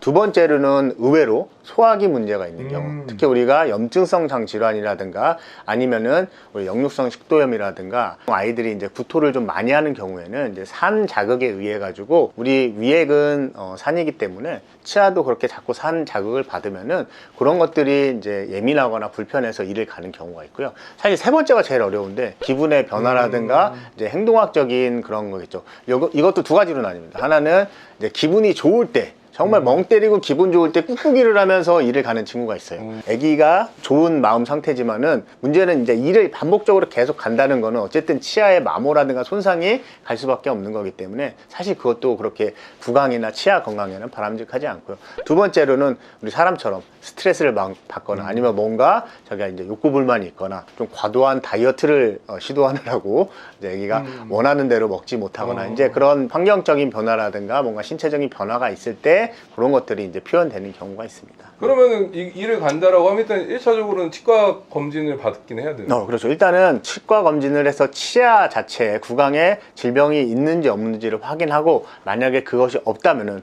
또 의외로 아시는 것처럼 고양이들이 소화기 문제라든가 이제 장 문제가 많잖아요. 그래서 그런 염증성 장 질환이라든가 아니면 소화기 문제가 없는지를 확인한 다음에 행동학적인 문제가 있는지를 봐주셔야겠죠. 치아 문제가 생기면 다른 장기에 영향을 줄 수가 있다. 그래서 그런 것들 때문에 치과 문제가 단순하게 구강 문제에서 끝나는 게 아니라 다른 장기에도 영향을 준다라고도 알려져 있는데 대표적인 게 어떤 것들이 있을까요? 그렇죠. 우리 사람도 심장 이식 수술이라든가 신장 이식 수술을 받을 때 수술 받기 전에 먼저 하는 게 치아 건강. 그러니까 치과 치료를 먼저 받고 나서 그 다음에 이런 것들이 많이 진행이 됩니다. 왜냐면은 이제 우리 구강은 이 구강 안에 정상적으로 다양한 세균도 사는데 또 안 좋은 세균도 같이 있습니다. 치과 질환이 있다는 얘기는 잇몸병이라든가 아니면 치주 질환이 있으면은 이 안 좋은 세균들이 우리 구강의 점막을 통해 가지고 혈액을 타고서는 당연히 혈액이 돌다 보면은 심장도 가고 신장도 가고 그다음에 뭐 간이라든가 여러 장기들에 가기 때문에 이런 장기들에 보이지 않는 염증을 계속 일으킬 수가 있어요. 그래서 만성적인 염증이 진행되다 보면은 당연히 뭐 구강뿐만 아니라 그다음에 신장이라든가 이런 것도 망가지고요. 또 거꾸로 얼마 전에 이제 왔었던 친구인데 제가 예전에 병원에서도 이제 저희가 이제 신체 검사를 하면은 병원에 이제 구강 사진이라든가 이게 다 남아 있지 않습니까? 근데 정말 몇 년 만에 왔어요. 근데 이 친구가 이제 식욕부진으로 왔는데 치아 상태가 너무 안 좋은 거예요. 그 친구가 그날 병원에서 다 검사를 했는데 이제 종양이 거의 뭐 엔드 스테이지까지 많이 진행이 된 거예요. 종양이 있게 되면은 당연히 면역 기능이 떨어지게 되고 면역 체계가 이제 무너지는 그런 일이 생기겠죠. 그러다 보니까 구강 안에 면역 체계가 엉망이 되다 보니까 이제 예전에는 정상적으로 있던 세균들도 이런 것들이 과하게 발현이 되면서 이제 치주 질환이라든가 치아 문제가 더 심하게 그렇게 표현되는 경우가 있었습니다. 신장은 뭐 여러분들 다 아시는 것처럼 신부전 진단을 받고 이제 고생하는 친구들 보면은 물론 요거는 약간 앞뒤가 다를 수 있어요. 그 친구들이 이제 신장이 안 좋기 때문에 보호자님들이 마취를 이제 걱정을 하시거나 무서워해서 우리 아까 말씀드렸던 건 전신 마취를 하고 치과 치료를 해야 되는데 이 과정을 이제 선뜻 못 하시는 거죠. 치아가 안 좋은 건 알고 있지만 마취를 또 무서워하셔서 꺼리는 경우도 있겠지만 또 거꾸로 사실 신부전 있는 친구들 중에 치아 깨끗한 친구를 못 봤어요. 솔직히. 그러니까 이제 그런 구강 상태라든가 이런 것도 있고 또 최근에 나온 거에서는 왜 치과 치료를 자주 받고 치과 치료를 정기적으로 했을 때 이제 조기 신부전이라든가 신장 기능 손상을 좀 미리 알 수 있냐면은 전신 마취하기는 저희가 최소 혈액 검사라든가 기본적인 신장 수치들을 확인하잖아요. 그러니까 이게 6개월이 됐든 1년이 됐든 애뉴얼로 하다 보면은 이런 것들이 자연스럽게 신장의 이상을 좀 혈액 검사를 통해 조기에 발견할 수 있다는 또 그런 장점도 있습니다. 마지막 질문. 많은 분들이 가장 고민하는 것 중에 하나일 거예요. 바로 구내염. 치료가 됩니까? 아니면 뭐 관리해야 되는 어떻게 되죠. 해야 돼요? 지금도 당연히 많이 치료를 하고 있고 치료가 되죠. 물론 이제 초기 구내염이라든가 이제 전 발치를 하고 나서 깔끔하게 끝나는 경우도 있습니다. 하지만 이제 목구멍 염증이라든가 아니면은 입 안쪽까지 좀 진행이 많이 된 경우에는 이게 저희가 혈액 검사를 하다 보면 이제 글로불린 수치가 굉장히 이제 구내염이 있는 친구 중에서 높은 경우가 있는데 뭐 여러분들이 아시는 것처럼 글로불린 높은 거는 종양이 있거나 아니면은 전염성 복막염 있는 경우도 그렇게 글로불린이 올라가죠. 그 얘기는 전신 장기에 우리 신체에서 어딘가에서 입뿐만 아니라 또 염증이 계속 일어나고 만성적인 염증이 있을 것을 알려주는 거기 때문에 이제 구내염이라고 하는 거는 표현이 이제 입안에서 나타나는 거지 결국은 면역 반응이에요. 계속 과한 면역 반응 때문에 입안에 있는 점막들이 다 염증이 생기는 거고 그래서 전발치라든가 이런 발치를 먼저 선택을 하게 되고 발치 후에도 사실은 글로불린 수치를 계속 이제 좋아지는 것도 유관적으로 있겠지만 글로불린 수치를 좀 계속 모니터링 하는 것도 필요합니다. 그래서 이게 만약에 입은 유관적으로 봤을 때라든가 애기가 밥 먹고 생활하는 건 좀 나아진 것 같은데 이제 글로불린 수치가 계속 높은 경우에는 그 다음 단계 치료 같은 것들을 해야겠죠. 그래서 대표적인 것들이 뭐 점막에 남아있는 염증을 뭐 레이저로 치료하는 레이저 치료가 있을 수도 있고 또 최근에는 뭐 줄기세포 같은 주사라든가 아니면 뭐 엑소점 주사 같은 경우를 직접 점막 부위에 놔서 조금이라도 그런 면역과 관련된 그런 염증을 좀 줄일 수 있는 방법을 많이들 선택하고 있습니다. 구내염은 일단 뭐 기본적으로 구내염 걸리는 애들은 이제 길에서 생활하는 애들 워낙 많다 보니까 그렇죠. 예. 그런 친구도 이제 구내염이 일단 많고 실내 고양이는 상대적으로 좀 적은 것 같고요. 네, 저는 품종묘에서는 아직까지는 그렇게 구내염을 많지 보지는 못한 것 같습니다. 근데 뭐 대부분 품종면은 많이 없지만 보통 도메스틱 숏헤어가 한국엔 40, 그러니까 60% 가까이 되기 때문에 대부분이 많이 그럴 수 있다고 그렇죠. 생각하고 오히려 실내 고양이들은 뭐 구내염보다는 좀 치아 흡수성 병변? 치은치주염이 제일 퍼센테이지가 많고요. 그 다음이 이제 흡수성 병변이 많겠죠. 저희가 오늘 고태원 원장님을 모시고 치과 관련돼서 좀 가장 흔하게 물어볼 수 있는 질문들 준비해 봤는데요. 이 영상이 많이 좀 도움이 되셨으면 좋겠고 또 추가로 궁금한 것들이 있으시면 댓글로 달아주시면 저희가 또 취합해서 나중에 또 한 번 더 촬영할 수도 있는 거기 때문에 많은 댓글 부탁드릴게요. 오늘 저랑 처음 이런 거 촬영해봤는데 어때요? 텐션 너무 떨어지는데. 네. 대중이 있을 때는 서로 이제 호흡을 하지만 그렇지. 그러니까 나를 보면서 원래 얘기해야 되는데 너무 카메라만 보면서 얘기를 하더라고.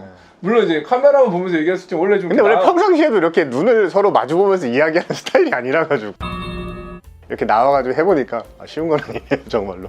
아무튼 양신TV 많이 사랑해주시고 애기들 이제 건강 관련해가지고 뭐 행동학도 좋고 건강 상태 그다음에 뭐 치아 관련해서 궁금한 거 있으시면 언제나 양신TV 댓글 달아주시면은 성심성의껏 답변 드리도록 하겠습니다. 네, 오늘 다시 한번 뭐 귀한 시간 내주신 고태원 원장님한테 감사드리고요. 다음에 또 저희가 양신 초대석 통해가지고 많은 정보, 즐거움, 재미 이런 것들 준비하도록 할게요. 오늘 영상이 도움이 되셨다면 구독과 좋아요, 알람 댓글까지 부탁드리면서 오늘 마치도록 할게요. 안녕.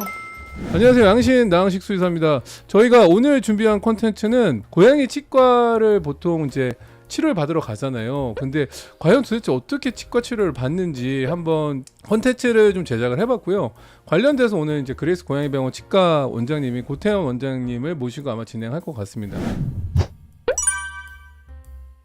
그럼 만약에 내가 고양이를 데리고 치과 치료를 받으러 가야 된다. 네. 그럼 대략 몇 시간 정도 생각하고 가야 돼요? 프로세스가 검사하고 그다음에 마취전 검사 그렇죠. 하고 네. 뭐 수액 맞고 이제 뭐 또 이제 치과 관련된 마취해서 하는 검사가 따로 있잖아요. 네, 그렇죠. 그거 하고 치료하고 회복하는 것까지 다 합치면 내가 어느 정도 시간을 비워놔야 되냐. 저희가 하루에 이제 치과는 딱 예약을 아침 10시하고 10시 반 이렇게 두 타임 잡는데요. 그렇게 잡는 이유가 오셔가지고 상담하고 그다음에 마취전 검사를 진행하게 되고 그다음에 당연히 수액 처치 들어가겠죠.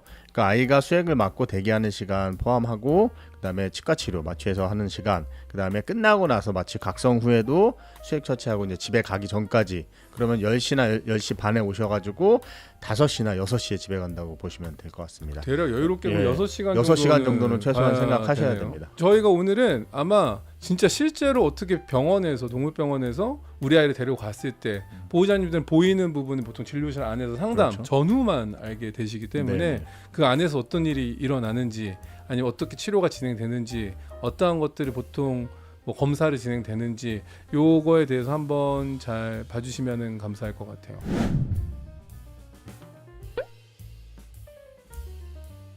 네, 앉으세요. 안녕하세요.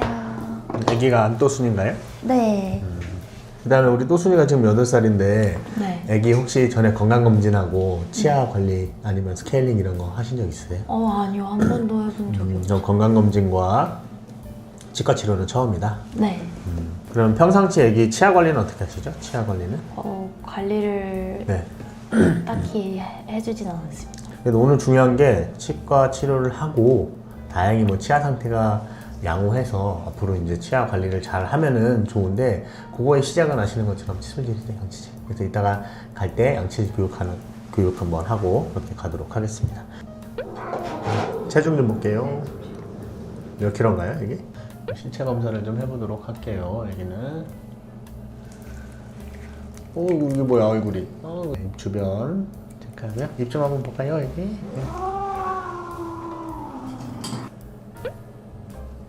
이 정도라도 해서라도. 아이고 잘하네 이게. 자, 아기는 마취전 검사를 먼저 진행하고요. 마취전 검사는 우리 혈액 검사가 있고 그 다음에 흉부 엑스레이 검사, 그 다음에 심장 초음파 검사라든가 이런 것들이 추가로 될 수가 있습니다. 네, 끝으로 여기 서명 부탁드리겠습니다. 네.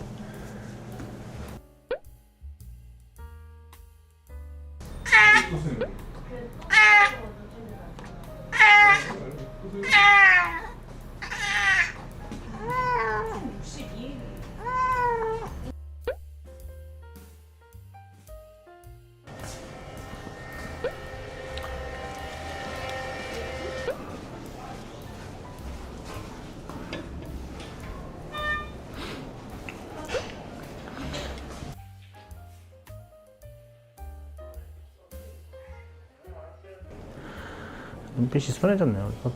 또 순이.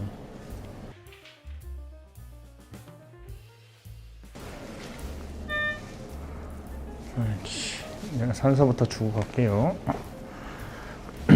오토 70 걸어주시고요.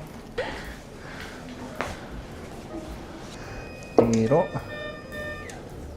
자, 이렇게.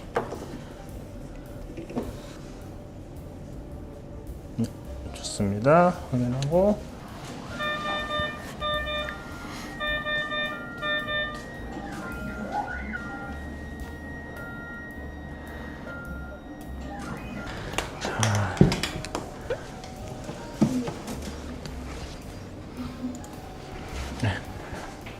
네, 여기 마취 들어갈게요. 기록해 주세요.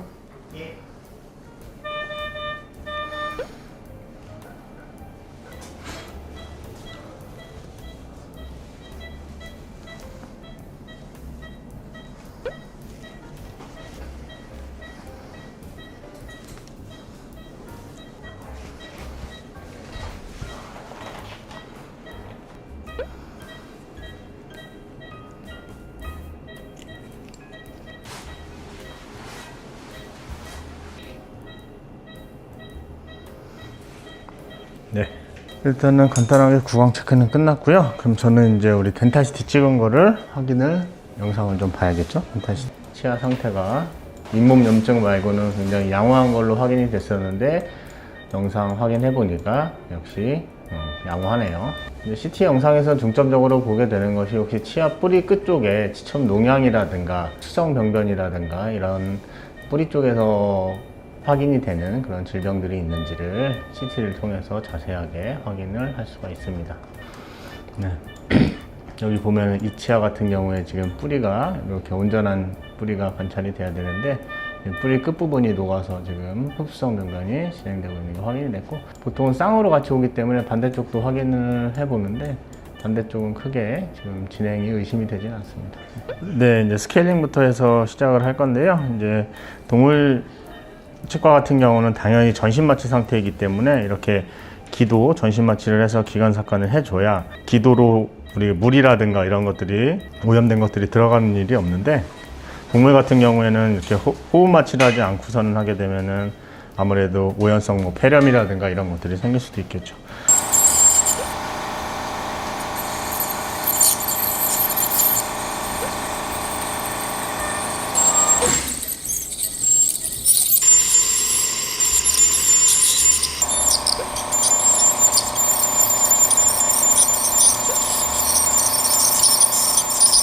자, 이렇게 해서 일단은 우리가 스케일링을 지금 마쳤습니다. 스케일링은 말 그대로 잇몸 안쪽에 있는 플라그와 그 다음에 치석을 제거하는 이제 치료 과정이죠.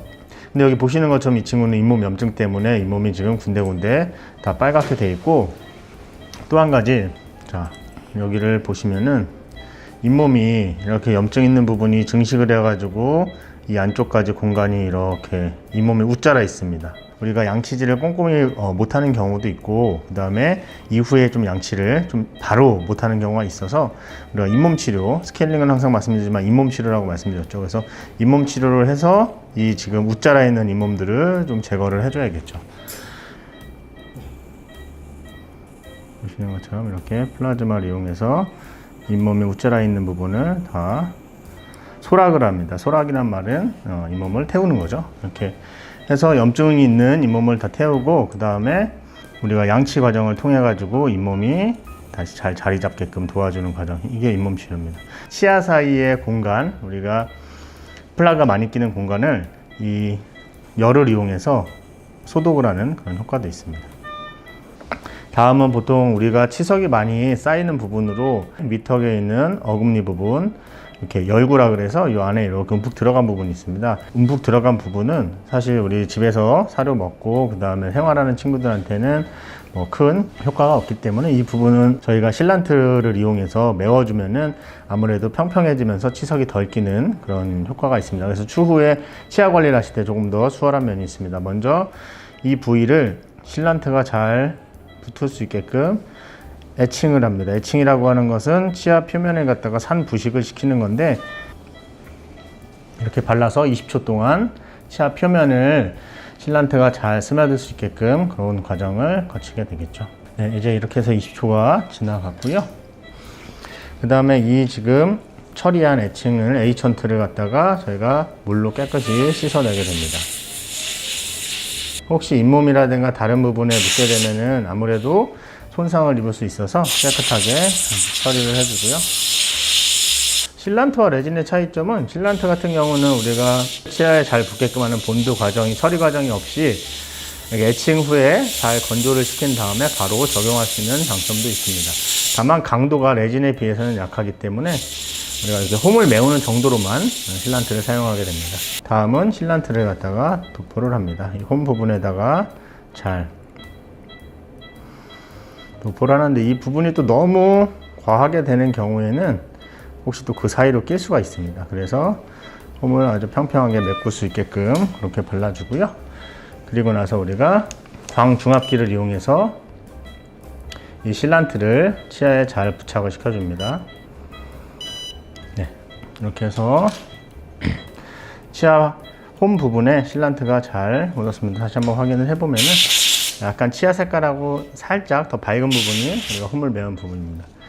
자, 그 다음으로 이제 우리가 예방치과를 하는 데 있어서 스케일링을 하고 잇몸 치료를 하고 그 다음에 어금니 홈까지 메우고 난 다음에는 치아 표면을, 고양이 치아는 이렇게 씹는 치아가 아니라 찢는 치아이기 때문에 치아 표면을 자세히 보면 사실 이렇게 스크래치들이 많이 가 있습니다. 그래서 이렇게 스케일링만 끝나고 나서 이제 집에서 생활하는 경우에는 아무래도 치아 표면이 매끄럽지 못해서 치석이 잘 끼는, 다시 쉽게 끼는 그런 일들이 생겨서 치아 표면에 미세한 홈들을 매끄럽게 연마해주는 폴리싱 과정이 있는데, 저는 좀 2단계로 합니다, 폴리싱을. 그래서 보통 이제 고무 러버라고 해서 부드러운 걸 이용해서 치아 표면을 약품을 발라서 미세하게 하는 과정과, 그 다음에 조금 더 홈이 많이 진행된 부분 같은 경우에는 우리가 치아 표면을 매끄럽게 그렇게 좀 갈아내주는 그런 과정을 전 2가지를 같이 하는데, 이렇게 했을 때 장점은 확실히 치석이라든가 이후에 치아 표면에 부착되는 부분을 조금 더 예방할 수 있는 그런 장점이 있습니다.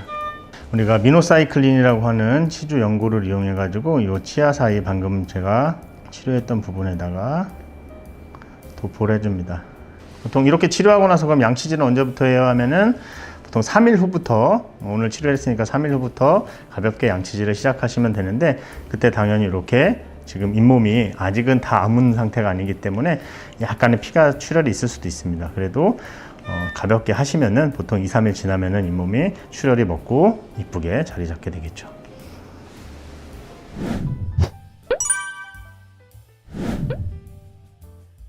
자, 또순이 치과 치료 잘 끝났고요. 제가 보는 것처럼 위에 애기 잇몸염증 있는 거, 그 다음에 초기 치주염 단계, 요거는 오늘 잇몸 치료하고 스케일링하고 실런트까지 해놨으니까 이제 보호자님께서 요거 관리는 어떻게 하냐면 이제 양치질을 하셔야 돼요. 그래서 양치 시작은 3일 후부터 그렇게 진행을 해주시고요. 칫솔질하는 거 안내해 드릴 테니까 그렇게 진행하시면 될 것 같고요. 지금 아래쪽에 있는 첫 번째 작은 어금니는 흡수성 맹물에 녹는 거라서 이거 발치하고 봉합했는데, 다행히 지금 하나 있잖아요. 애기 8살인데 그런 경우에는 양치 관리라든가 그래도 구강 관리 잘 해주시면은 그래도 진행이라든가 아니면 다른 데 생기는 가능성이 뭐 완전히 없어지는 건 아니지만 그래도 좀 낮아진다고 합니다. 그래서 잘 관리해 주시면 좋을 것 같아요. 네. 제가 양치하는 거 동영상 먼저 좀 보여드릴게요. 저희 병원 다니시는 우리 보호자님들께서 집에서 찍으신 건데,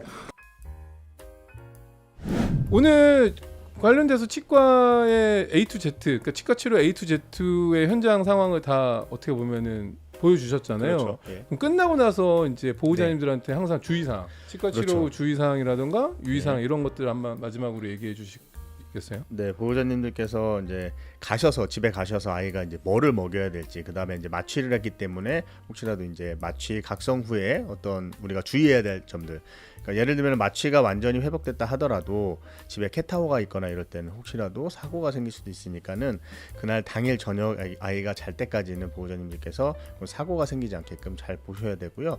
먹는 거는 가서는 우리가 전신 마취를 했기 때문에 뭐 습식 캔이라든가 아니면 건사료도 사실 가셔서 습식 먹고 그다음에 주무시기 전에 주셔도 되는데, 가장 많이 실수하시는 게 이제 배가 고프다고 너무 많이 주시는 경우가 있어요. 그래서 조금 양을 적게 해서 차라리 횟수를 늘려주시는 게 좋고요. 그 다음 날은 하루 이틀 정도는 아이 컨디션에 대해서 보호자님들께서 꼼꼼히 체크를 하셔서 문의사항이 있으시거나 그러면 바로 병원으로 연락을 주시게끔 그렇게 안내해드리고 있습니다. 또 하나 궁금한 거는 언제부터 칫솔질 바로 해도 되냐? 그건 이제 치료 내용에 따라 틀리긴 한데, 우리가 잇몸 치료하고 스케일링 정도는 제가 3일 후부터 시작하시라고 말씀드리고요. 봉합 여러 치아를 발치하고선 봉합을 많이 한 경우에는 그래도 일주일 후부터 그렇게 하시라고 발치하고 나서는 일주일 그렇습니다. 후부터 하면 된다. 네네. 알겠습니다. 오늘 영상 같이 만들어 주셔서 너무 감사하고요. 마지막으로 당부하고 싶은 말. 네. 매일 아침 이제 보호자님들께서 마취에 대해서 굉장히 이제 걱정을 하시고 표정이 굉장히 이제 긴장을 하신 상태로 오시는데, 다 끝나고 집에 가실 때는 저희가 그래도 밝게 웃으면서 그렇게 안내를 해드리고, 보호자님도 이제 미소가 좀 띄면서 긴장이 풀린 걸 보면은 상당히 이제 기분도 좋기도 하지만은 너무 마취에 대해서 걱정을 하셔가지고 치료를 너무 딜레이 시키는 거, 묵혔다 오시는 거는 정말 좋지 않은 것 같아요. 예. 네, 알겠습니다. 그럼 다음에도 저희가 실질적으로 병원에서 일어난 일에 대해서 한번 촬영할 수 있다면 또 찍고 여러분들하고 같이 한번 공유해 보도록 할게요. 그럼 안녕.